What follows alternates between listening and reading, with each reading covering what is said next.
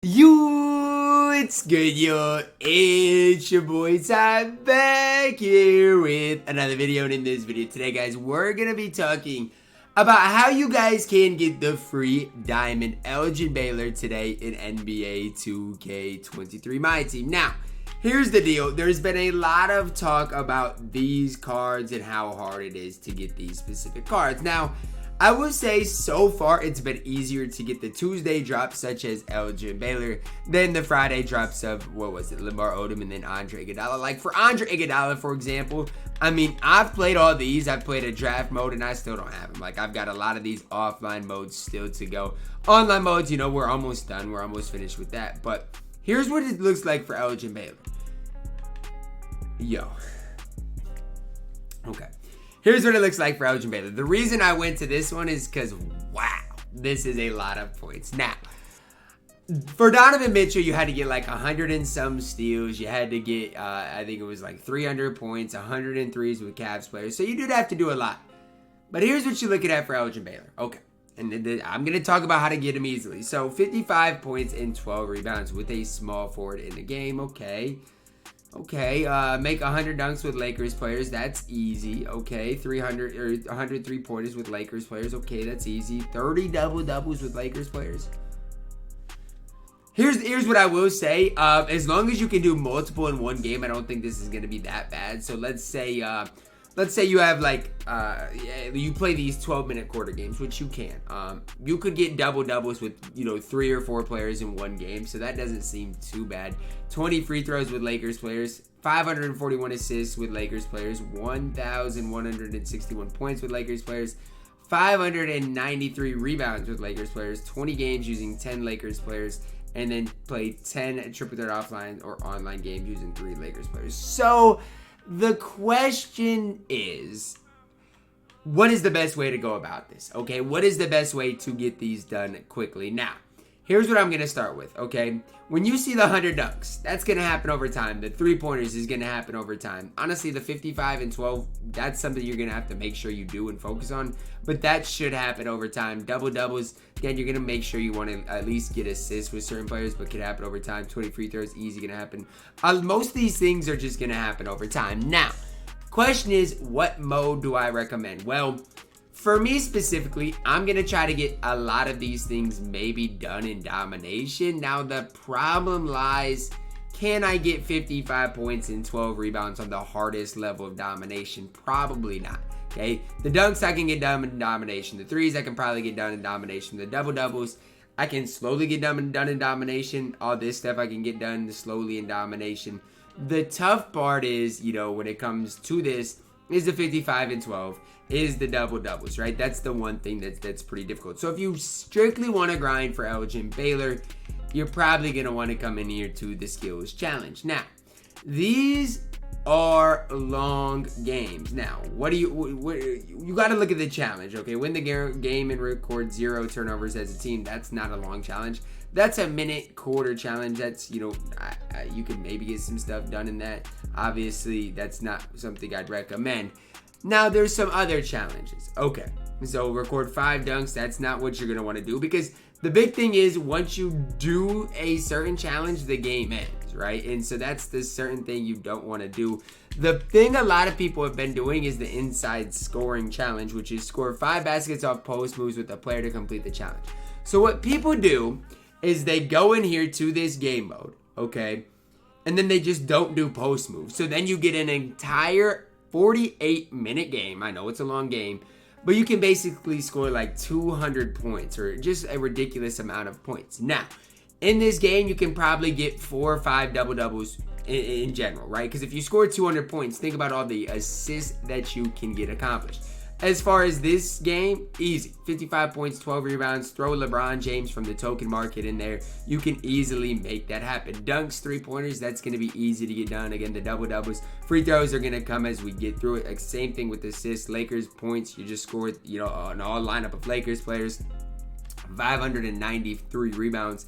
Is a lot, but I really don't think it's going to be that hard. So one thing I would recommend is if you guys are strictly grinding for Elgin Baylor, which Elgin Baylor is probably a top 3 shooting guard in my team, I would probably recommend you doing that, is going in here to that skills challenge, into the basketball fundamentals, into the inside scoring challenge. This is where you're going to get a lot of that stuff done. Now, as far as if you want to grind the game, again, you can go into domination against, like, let's say the Celtics or teams like that.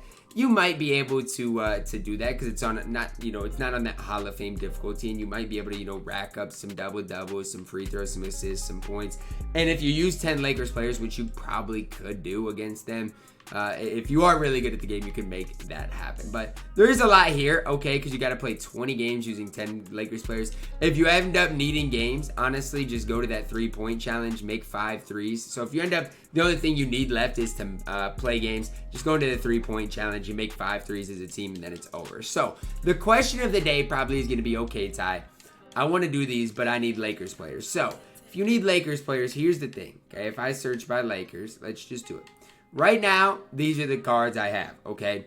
I got Anthony Davis. This is for your double-double, stuff like that, you need AD. He can knock down shots from the perimeter as well. Now, outside of him, I don't have anybody else on my team that is solid. So what you're probably going to want to do for these challenges is you're going to want to go into the token market and at least get some players. So definitely get LeBron James for that small forward challenge. He's going to make things a lot easier for you. As far as other people, I mean, it doesn't really matter. I mean, other guys that are decent shooters, Kendrick Nunn has a decent 3-ball that can definitely help you out. Troy Brown Jr. has a decent 3-ball that can help you out. Austin Reeves is going to be able to shoot the ball decently as well.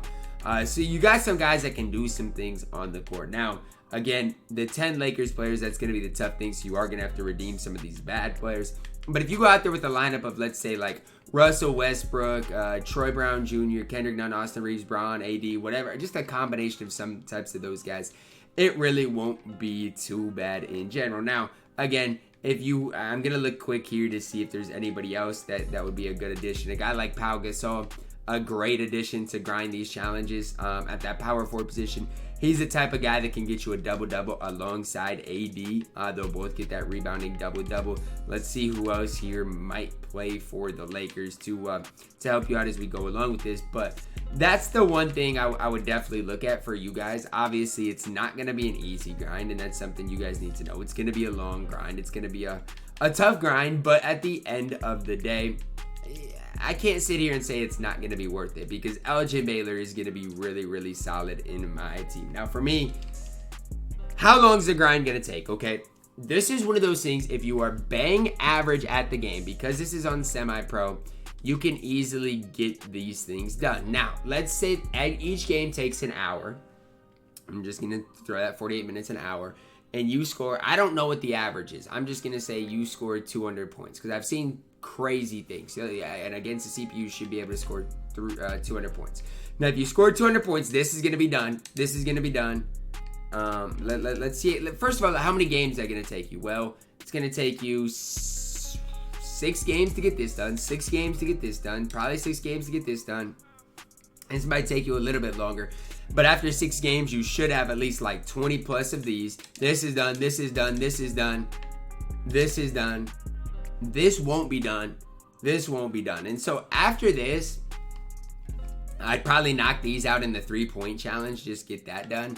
And then after that, it's really the double-doubles. And honestly, again, you should be at like 25 or so. Again, this is one you're going to have to focus on while grinding it. But once you get this done, the double-doubles, then all you got to do is play triple threat. And that's easy enough to get accomplished. So realistically speaking, you should be able to get Elgin Baylor in 10 hours. That's my realistically speaking option. If you go in here to these skill challenges, you should be able to get this done in about that time. Now, again, is it worth it for Elgin? I don't know. That's totally up to you. If you can knock out some of these agendas along the way, I mean, that's a great option. But again, it's kind of hard to pair everything together. So I don't know. I'd be lying to sit here and say it's worth it. But again, I don't know. It's tough. It's ultimately up to you guys. Am I going to grind it? Probably not. But that, again, I'll use Elgin. I'll see if he's worth it for me. He's probably, he's a guy I'm high on. But for me, I think this card right here makes up 99% of what Elgin Baylor is and might even be better. And I initially didn't like AK, but the more I use him on defense especially, the more I'm in love with this card. So for me, I'm probably not going to grind for Elgin Baylor at the end of the day, but if it's something you guys want to do, do what you guys have got to do. That's kind of my recommendation for how to go about it. That's going to wrap it up for my video today, guys. Hopefully each and every you guys did enjoy it. Drop a like on the video, subscribe if you are new, and as always, man, I love you guys, and have a blessed day.